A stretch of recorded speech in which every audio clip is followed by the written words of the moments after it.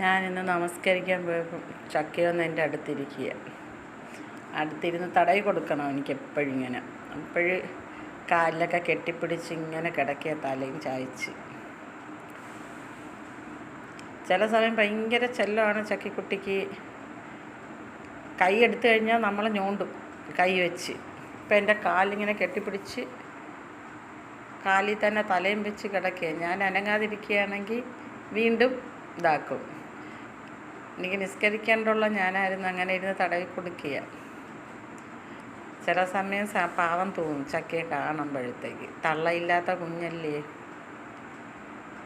ചക്കി സ്നേഹം പ്രകടിപ്പിക്കുന്ന വാലടി കാണിച്ച് ഇതുകൊണ്ടാ ഞാൻ കൈ നിർത്തിയതിന് കൈ എടുക്കുകയാണ് തടവി കൊടുക്കാനും.